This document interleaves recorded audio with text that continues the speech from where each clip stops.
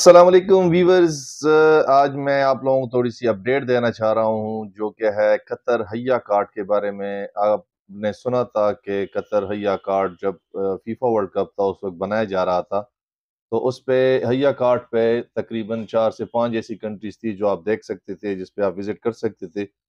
اور ایک اچھی اپرچونٹی تھی قطر جانے کی جو کہ ایک فیفا ورلڈ کپ کے بعد ختم ہو گئی تھی۔ لیکن ابھی گڈ نیوز یہ دی ہے قطر کے گورنمنٹ نے کہ ابھی جن کے پاس بھی حیا کارڈ تھا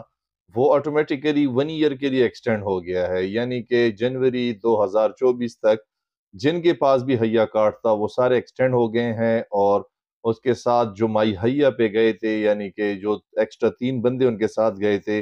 یا جو ان نے حیا کارڈ ان کے ساتھ حاصل کیے تھے، تو ان کے لیے بھی 1 ایئر تک وہ ایکسٹینڈ ہو گیا ہے، اور وہ ابھی 1 سال تک حیا کارڈ کو استعمال کر سکتے ہیں اور قطر جا سکتے ہیں۔ اب بات کرتے ہیں کہ بھئی یہ حیا کارڈ ہم استعمال کیسے کریں گے، پہلے اس پہ جو بینیفٹس تھی وہ کیا تھی، اور ابھی جو بینیفٹس ہے وہ کیا ہے۔ پہلے اس میں یہ بینیفٹس تھی کہ آپ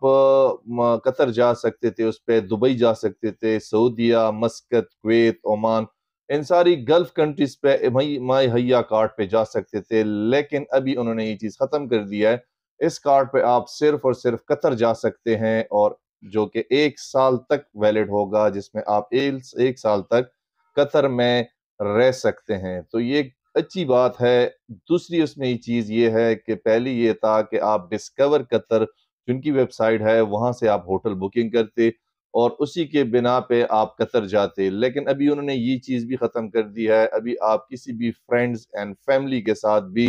قطر جا کے رہ سکتے ہیں، ڈسکور قطر سے ہوٹل بکنگ کرنے کی ضرورت نہیں ہے۔ تیسری بات یہ ہے کہ اس میں آپ کے پاس آنے جانے کا ریٹرن ٹکٹ شو آپ نے کرنا ہے، جو پہلی بھی تھا ابھی بھی وہی چیز ہے۔ اگلی جو چیز ہے وہ ہے سب سے ضروری چیز انہوں نے جو ایڈ کی ہے وہ ہے انشورنس، ہیلتھ انشورنس یا ٹریول انشورنس آپ نے بنانی ہوگی جب آپ مائی حیا کارڈ پہ یا حیا کارڈ پہ جب قطر جائیں گے، تو آپ کے پاس ٹریول انشورنس ہونی چاہیے۔ میں اپنے پیج پہ دے بھی دوں گا، جو کمپنیاں آتھورائزڈ ہے صرف انہی کمپنیوں کے ہیلتھ انشورنس وہ ایکسیپٹ کریں گے، تو آپ لوگوں نے صرف انہی کے